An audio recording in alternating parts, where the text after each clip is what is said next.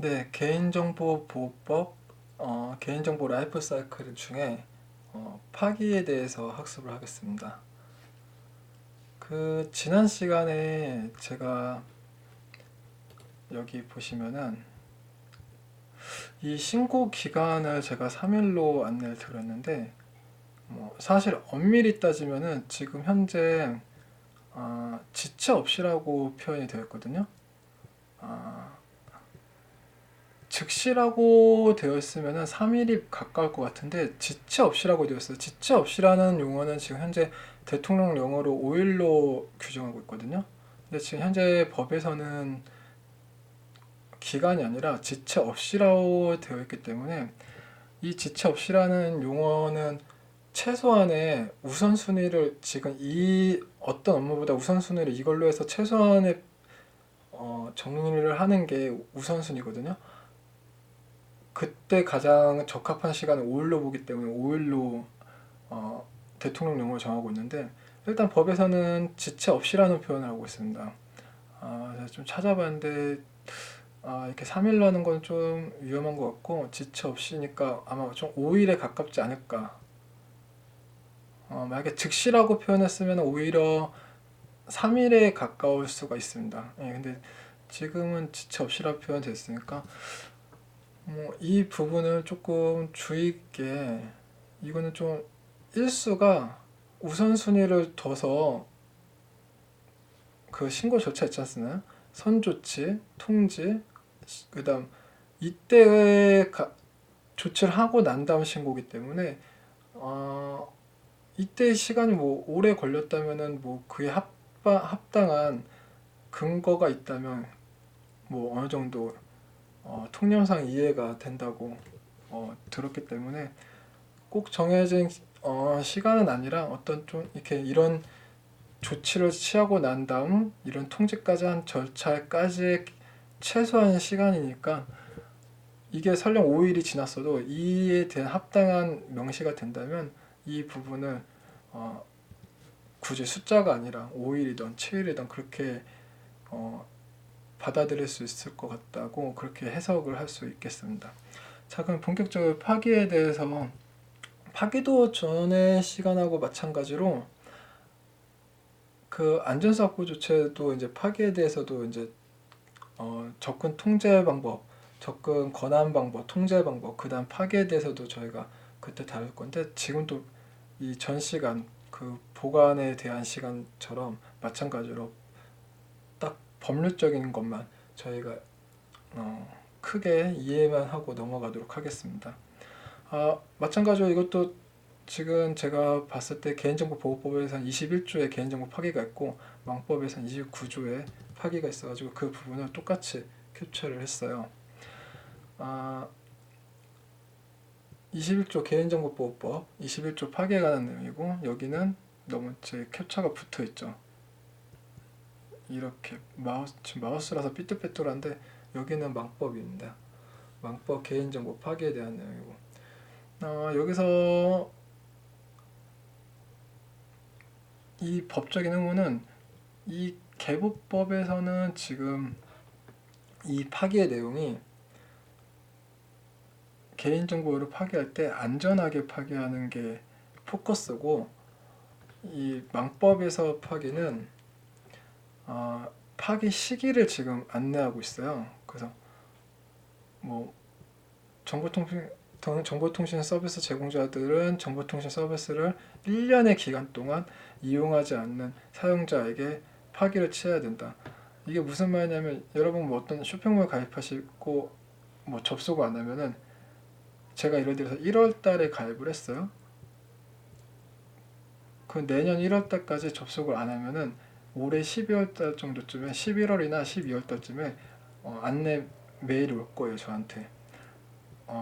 저희 사이트에 가입해 주셨는데 지금 이용 기록이 없으셔가지고 이때가 도달되면 내 정보를 파기하겠다, 삭제하겠다 이런 안내가 올 거예요.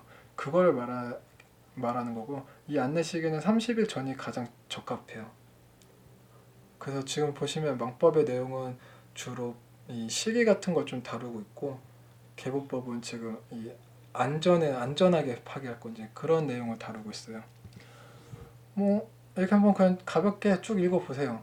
쭉 읽어보시고 넘어가겠습니다. 개인정보 처리 방침에서 그 앞서 개인정보 처리 방침을 공개를 하잖아요. 홈페이지 하단에. 이때 공공기관은 이런 민간도 사실은 이걸 요즘에 하죠. 어떻게 파기 절차 그렇게까지는 안 하더라도 어떤 보유기간이 완료가 되면 파기를 하겠다. 그래서 파기까지는 안내를 하지만 공공기관은 그 이하로 더 세부적으로 이렇게 지금 안내를 하고 있죠. 그래서 개인정 똑같은 게 두 개 있냐면 이거는 지금 개보법이고 이건 망법이에요. 그래서 각각 개보법에서 해야 되는 거 망법에서 해야 되는 거. 근데 지금 이 용어는 좀 달라도 똑같아요. 그리고 파기할 때 보유 근거. 먼저 이걸 보기 전에 그거를 먼저 보셨어야 되는데 파기를 언제 해요? 그걸 먼저 머릿속에 개념을 잡고 해야 될 것 같아요.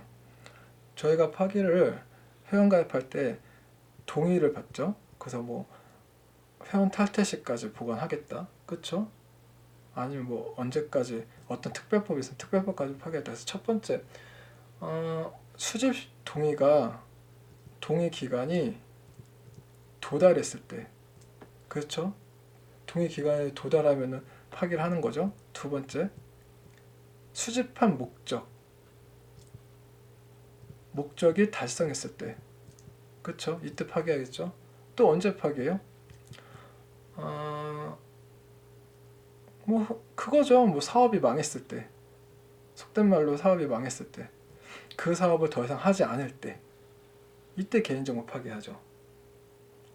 근데 이때 파기하면 되는데 보관을 해야 될 게 있죠.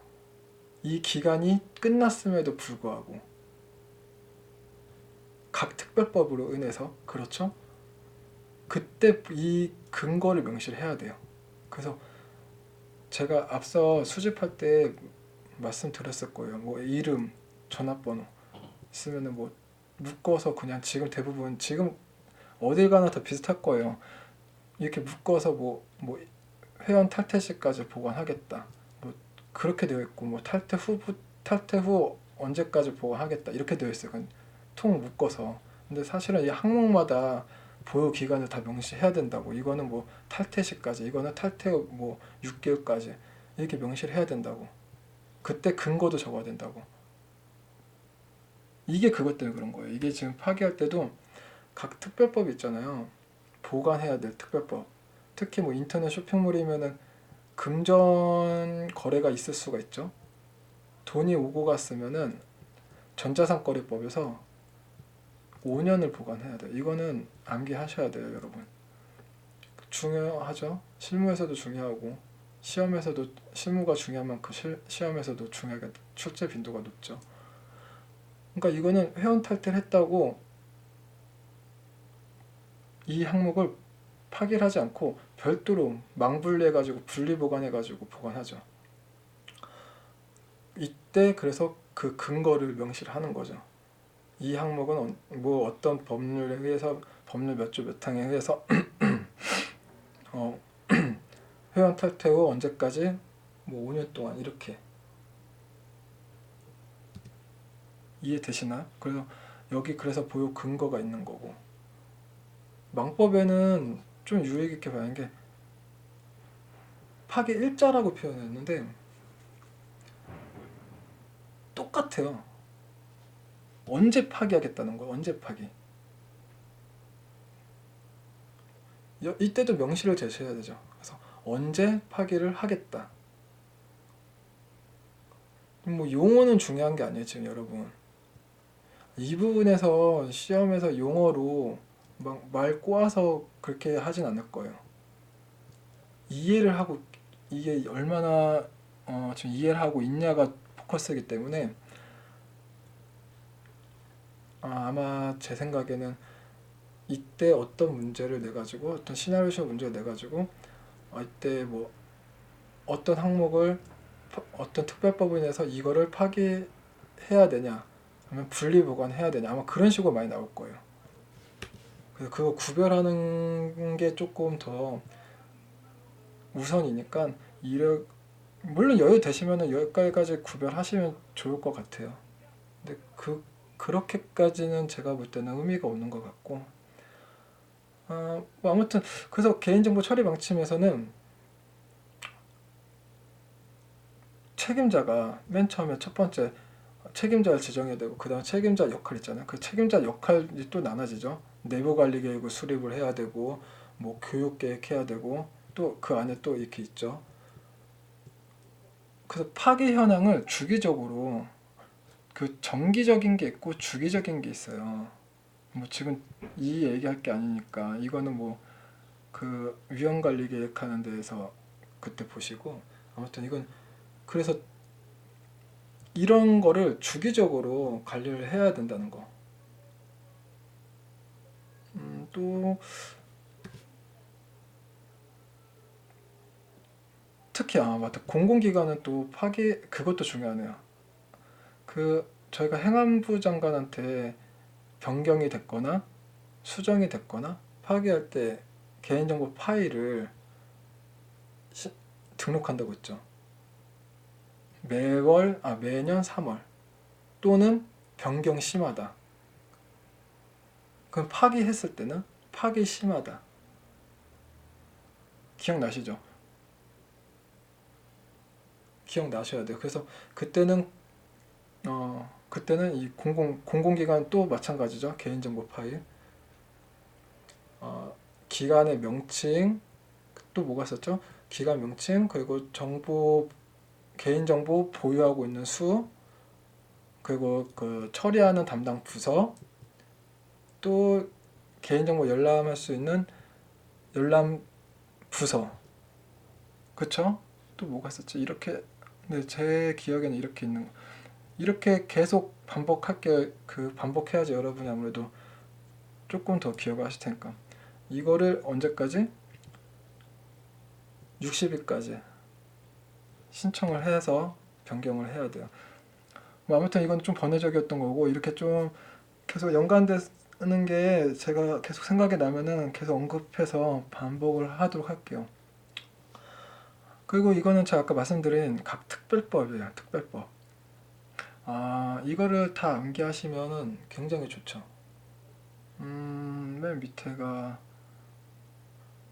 이게 제조물 책임법이에요. 제조물 책임법. 그래서 손해배상 청구권이 소멸되는 시간이 있어요.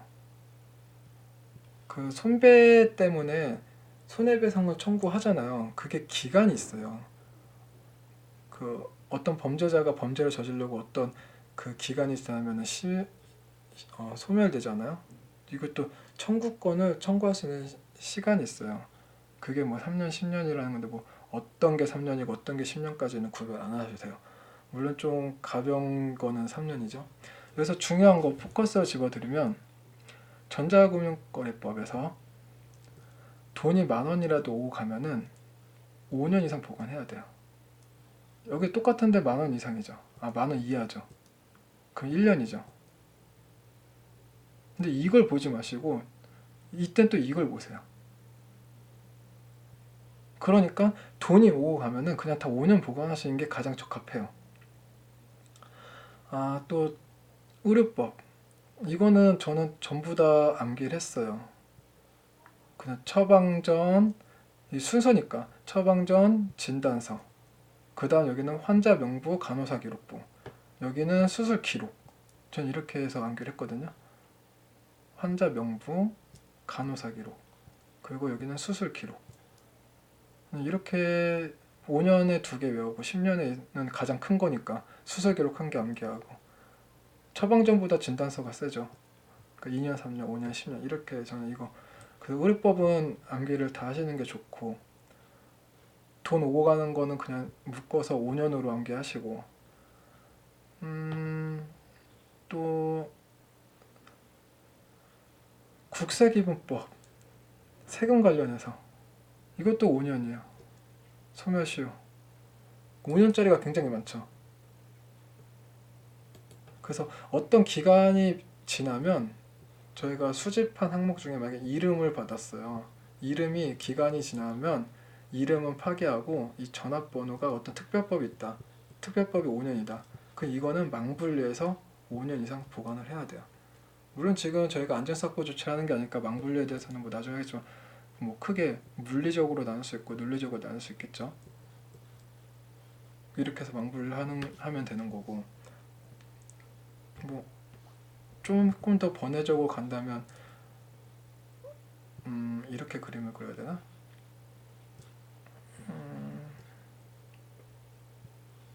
그냥 이렇게 그릴게요. 여기 뭐 인터넷망이라고 할게요. 여기는 DMZ망. 여러분 DMZ망이 왜 있어요? 왜 있는지 아세요? 굳이 내부망에 안 놔두고 왜 DMZ망에다 뒀을까요? 여긴 방화벽이죠. 최소한 어떤 침해 사고가 났을 때 내부망은 절대 뚫리면 안 돼요. 물론 여기도 뚫리면 안 되는데 그나마 여기까지는 침해가 되더라도 여기까지만 뚫려라. 그래서 이 DMZ 구간에다가 이 서버팜을 냅두죠. 그래서 서버팜을 냅둬, 서버존을 냅둬가지고 이렇게 운영을 하죠. 민감 정보, 바이오 정보, 내부망에 암호화하죠. 고유식별 헷갈렸네. DMZ망에 저장할 때 당연히 암호화해요. 왜? DMZ망이 여기는 외부망이에요. 그냥 외부망이랑 똑같다고 보시면 돼요. 네, 그런 개념을 잡으세요. 그 DMZ망이 뭐 특별한 게 아니니까 그 가운데 구간이니까 똑같이 민감 정보, 바이오 정보, 고유식별 정보 저장할 때는 당연히 외부망이라 생각하시고 당연히 자, 그 내부망에다 저장할 때는 공공기관은 피하 영향평가를 받고 이 결과에 따라서 민간기업은 위험도 평가받고 그 결과에 따라서 여기다 암호화를 하든지 안 하든지. 자, 고유식별 중에서 주민번호는 무조건 암호화예요. 그리고 주민번호가 예를 들어서 뭐 901010 맞나요? 둘, 셋, 넷, 다 6개 뭐 1, X, X, X 이렇게 비식별 조치하죠. 이거 주민번호예요? 아니면 그냥 개인정보예요? 이렇게 비식별 자체 했다는 자체가 사실은 고유식별 정보를 볼 수가 없어요. 엄밀히 따지면. 그래서 이걸 그냥 개인정보로 봐요. 근데 어떤 법령에 의해서 주민등록번호를 보관을 한다면 이렇게 비식별하고 암호화 조치까지 해가지고 내부망에도 암호화를 해야 돼요. 이때 암호화 방법은 일방향도 되고 양방향도 돼요. 일방향이 된다는 거는 복호화를 안 해도 된다는 거예요. 이거는 지금 판례로 말씀드린 거예요. 어떤 판례가 있어가지고 그렇게 말씀드린 거고, 바이오 정보는 왜 양방향일까요? 뭐 그 출입장치 일방향 하면은 복호화가 안 되잖아요. 사용을 못 하잖아요. 지문 인식도 안 되고 일방향이면 안 되잖아요. 그래서 복호화 가능하게 양방향을 쓰는 거고. 정리되셨나요? 다시 정리해드릴 필요가 없겠죠? DMZ망은 무조건 암호, 내부망은 위험 평가나 민간기업일 때 개인정보 영향 평가나 민간기업은 위험 평가에 따라서. 정리되셨죠? 네. 그리고 지금 이 부분은 이건 공공기관에 대한 거예요. 공공기관에서. 공공기관은 이 공공기록관리법이라고 있어요. 말 그대로 특별법이에요. 특별법. 개별법이죠. 그래서 개인정보를 보유하는 기관이 명시가 되어 있어요. 뭐 어떨 때 영구, 어떨 때 준영구. 사실 지금 이 두 가지 상황은 저도 구별을 못 하겠어요. 어떨 때인지 비슷해서. 그리고 여러분들은 이거 그냥 암기 안 하셔도 되고 그냥 한두 번만 읽으시면 될 거예요. 그냥 아 이런 게 있구나 하고만 인지만 하시면 될 거예요. 이것까지는 시험 문제까지는 아니니까, 시험 범주는 아니니까. 그래서 저는 지금 저는 뭐 다른 게 있어가지고 저는 지금 숫자까지 암기를 해야 돼가지고 저는 지금 이렇게 빨간색을 일부러 굳이 표시를 했는데 여러분들 그냥 아, 그렇구나 하고 넘어가시면 되실 거예요. 그래서 아 공공기관은 어떤 개인정보를 공공기록 관리법에 의해서 따로 보유기관이 따로 있다는 거. 네, 그렇게 그래서 아직까지 주민등록번호도 보관하고 그래요. 아 파기 시기 파기 시기가 도달하더라도 각 특별법으로 보관할 경우 반드시 분리보관해야 한다. 아, 여기 있네요. 제가 여기도 넣어놨네요. 자, 물리적 보관. 말 그대로 물리적인 거예요. 뭐 통신망, 장비 등을 이용하여 뭐 말은 이원하여 뭐 분리보관한 개인정보에 접속이 가능한 컴퓨터와 접속이 불가능한 컴퓨터를 분리하는 것이 말이 어렵죠? 말이 굳이 어려울 필요 없어요. 쉽게 말하면 그거예요. 아, DB 서버가 있으면 DB 서버를 한 대 더서 분리보관하던 그게 아니면 캐비넷을 만들어서 캐비넷에 보관하던 아니면 디스크를 따로 만들든지 말 그대로 물리적인 거 그거 말하는 거고 논리적인 보관 물리적으로 하나의 통신망 장비 등을 사용하지만 가상화 접근 통제 등의 방법으로 분리보관한 개인정보의 접근을 일부 허용하는 방식 이것도 말이 어렵죠? 여러분 VPN은 들어보셨죠? 외부에서 이거 나중에 뭐 사과목에서 그 안전사고 제할 때 할 건데 외부에서 전용선을 쓰듯이 하는 게 이 가상화 선이거든요. 그러니까 물리적으로 선을 이렇게 연결해도 되지만 가상화로 선을 연결한 거예요. 그래서 VPN을 많이 쓰죠. 그러니까 이런 가상화 기술을 쓰는 게 논리적인 방법인 거예요. 그 뭐 지금 저는 가상화를 약간 좀 빗대서 표현한 거고 뭐 그게 아니면은 예를 들어서 서버가 한 대다. 그럼 이 안에서도 논리적으로 나눌 수 있죠.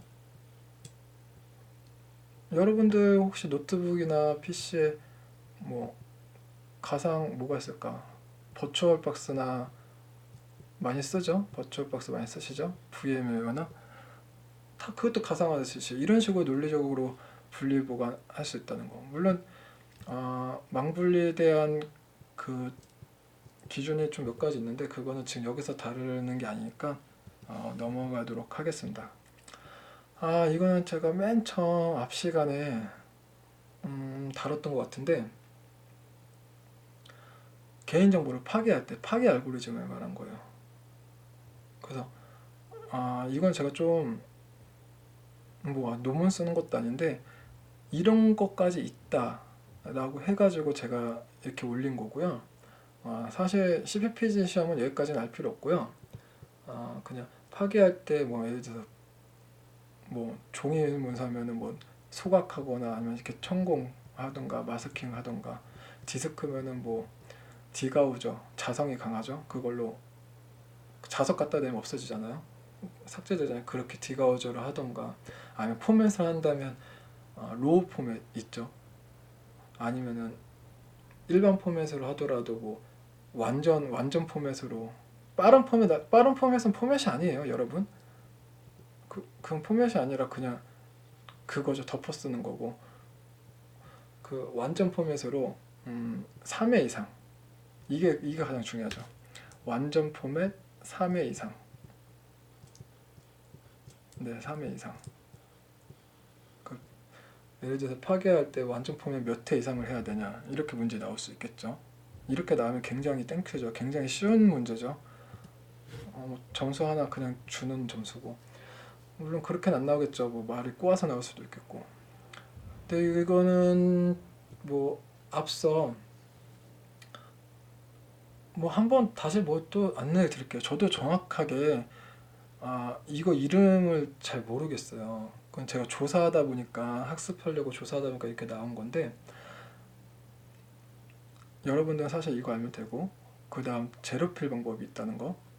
그래서 똑같아요. 완전 포맷도 마찬가지지만 컴퓨터는 1하고 0이 있잖아요. 이걸 랜덤 값으로 다 씌운 건데 제로필은 0으로 다 씌운다는 거고,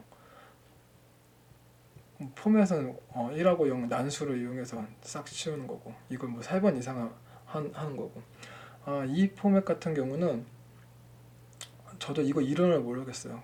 이름은 모르겠고, 말 그대로 어떤, 깨끗이 지울게요. 어떤 임의적인 데이터를 한번 쭉 써요. 그리고 여러분 그 예전에 정보처리 기사 공부하실 때 기억나시나요? 보수값. 그래서 뭐 10, 10 이렇게 있고 10, 10, 10 이렇게 있고, 이렇게 해서 보수를 주죠. 그렇게 해서 이 보수값, 어쨌든 보수값을 한번 주고, 그 다음 난수 1에서 0부터 난수값 랜덤 값을 주고, 그러면 지금 이게 여기까지가 임의의 데이터를 우리가 썼죠. 아무거나. 그리고 여기서 그 데이터 값을 보수로 바꿨죠. 그러면 뭐 10, 10 뭐 이런 식으로 막 나오겠죠. 이렇게 보수값을 줬죠. 그 다음 난수값으로 우리가 랜덤 난수값으로 한번 또 다시 쏙 씌웠죠. 이렇게 세 가지, 한 번 방식, 두 번 방식, 세 번 방식을 했잖아요. 이게 이거예요. 이거 이름을 모르겠어요, 저도. 그래서 읽어보시면 특정한 데이터를 한번, 그의 보수를 한번, 랜덤 데이터를 한번, 총 3번 이거고, 이것도 역시 이름 모르겠어요. 읽는 것보다 제가 이렇게 그림 그리는 게 더 쉽죠. 네, 그럴 거라고 생각이 들어요. 똑같이 지금 이렇게 3번 했죠. 그렇죠? 플러스 어떤 임의의 값을 한 번 더 샥 더 써요. 똑같이 그냥. 그리고 다시 이 위의 방법을 다시 또 해요. 그럼 3번 했죠. 플러스 어떤 임의의 값을 막 이렇게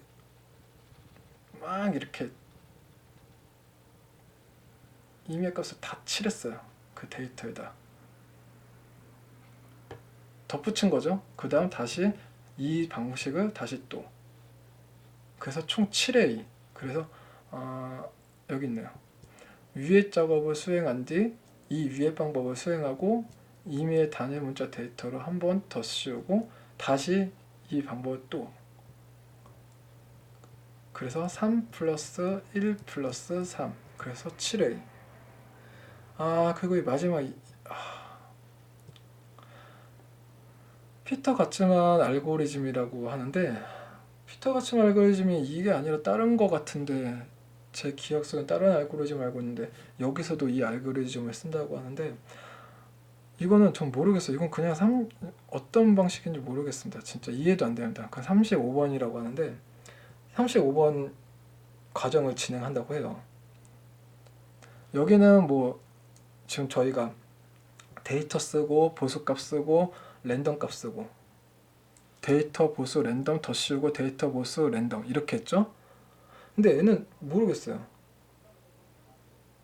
뭐 이렇게 이진수로 막, 이게 모르겠어요. 어떤 16진수로도 쓰고 뭐 이렇게 해서 뭐 몇 번 랜덤 값을 더 씌우고 뭐 한다는데, 이렇게 복잡하게 한 이유는 뭐 20년 전 뭐 MFM 하드디스크 데스크톱 삭제를 위해서 제안한 방법.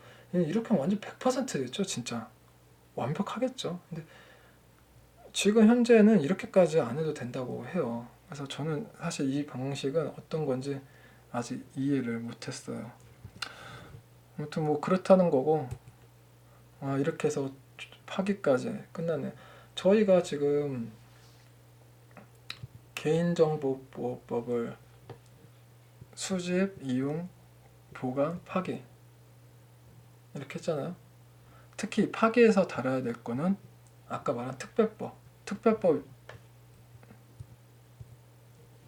네, 특히 이거를 잘 보셔요. 왜냐하면 각 파기 기간이 됐다고 무작정 파기하는 게 아니잖아요. 이 특별법으로 해서 파기하는 거니까. 그 각 항목마다 어떤 건 파기하고 기간이 다 다르면 이름은 파기하고 전화번호가 만약에 남았어요. 그 전화번호 특별법을 보관한다면 어떻게 해야 돼요? 분리 보관해야죠. 망분리해야죠. 뭐 조금 다시 또 번외적으로 말씀드리면 비밀번호는 일방향이죠.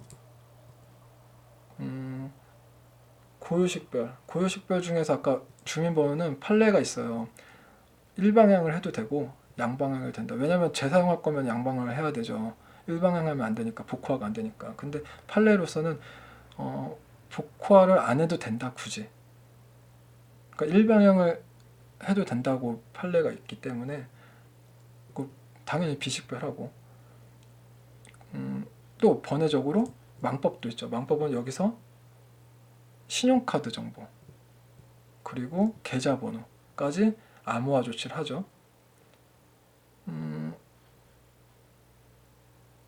또 뭐가 있지?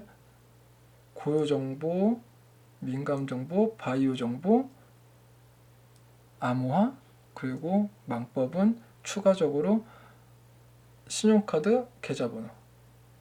그리고 만약에 보관을 한다. 외부망, 내부망. 내부망은 공공기관은 영향평가 피하의 결과에 따라서, 민간기업은 위험도 평가 결과에 따라서 하는 게 좋겠죠. DMZ망은 당연히 이건 외부망으로 보면 돼요. 그냥 다 한다고 보면 돼요. 또 비밀번호. 일방향은 비밀번호밖에 없어요. 자, 그 일방향은 뭐가 있죠? 일방향 암호는 지금 샵 128비트 이상을 공고해요. 자, 이렇게 나올 수도 있죠. 샤 1이면 뭐예요? 샤 1이 샤 2가 128비트 이상이에요. 왜냐면은 다시 좀 지울게요. 정리되셨죠? 지울게요. 샤 2는 이 해시값인데 샤 224, 256, 그리고 384, 512 이게 128비트 이상이에요. 그래서 예를 들어서 샤 128 이렇게 됐으면 이건 뭐예요?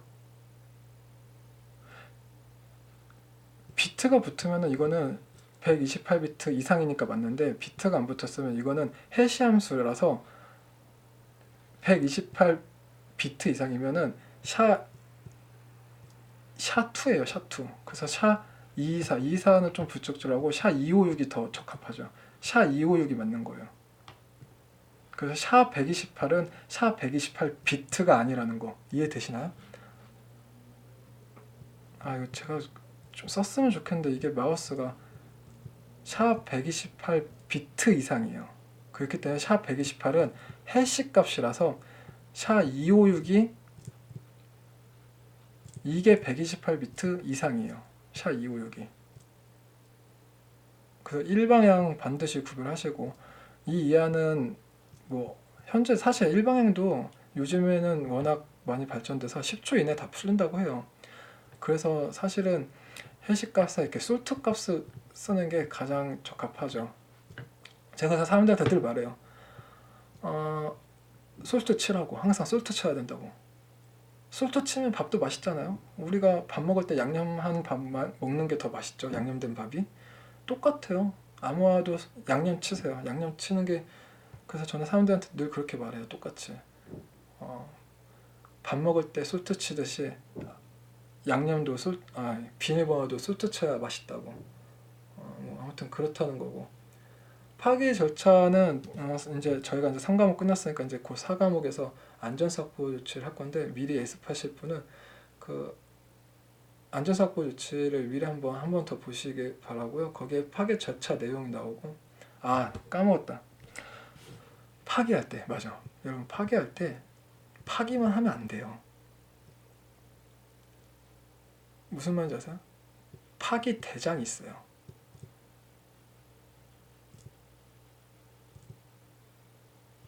네. 파기할 때 대장에 등록을 해야 돼요. 기록을 해야 돼요. 그 모든 작업은 모든 일은 서류에서 시작해서 서류를 끝난다고 모든 일은 서류로 끝내야 돼요. 파기 대장을 작성을 해야 돼요.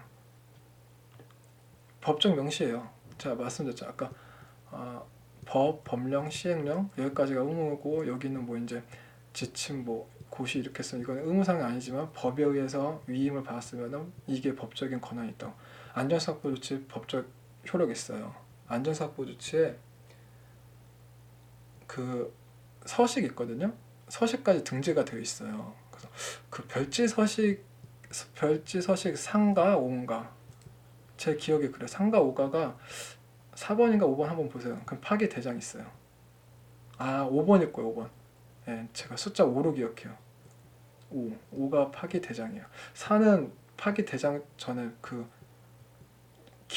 기록인가? 그럴 거예요.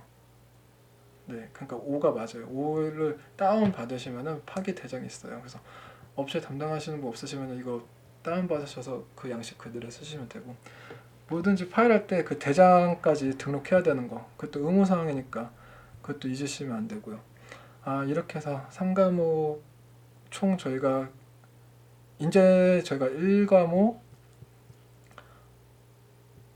프라이버시 세이프하고 미국하고 유럽 구별했고 OECD에 대해서 학습했고 2과목 OECD를 베이스로 해가지고 개인정보보호를 전체적으로 알아봤어요. 그리고 3과목 가장 중요한 개인정보 라이프 사이클 수집부터 이용, 제공, 파기까지 그리고 제가 보충 자료로 여기서 많이 빠진 영상물, 비식별, GDPR, 영상 만 14세 이상 법정 대리인 또 뭐가 있을까요? 뭐 한 개 더 있었던 것 같은데 이렇게 해서 아이 따로 보충해서 이건 아이 따로 자료를 만들어서 따로 올려드릴게요. 그래서 이걸로 학습을 하시면 이제 저희가 이제 법적인 거는 기본적인 법은 다 봤고요. 이제 4과목에 대해서 이제 실질적으로 안전조치에 대한 것들 뭐 그런 거 이제 저희가 학습을 하면은 이제 CPP제의 모든 거를 다 학습을 했다고 생각이 듭니다. 뭐 궁금하신 분 있으시면은 여기 제 메일이나 아니면 그 카톡 오픈톡에 익명으로 다 익명방이니까 편하시게 접속하셔서 질문 남기시면 됩니다. 수고하셨습니다.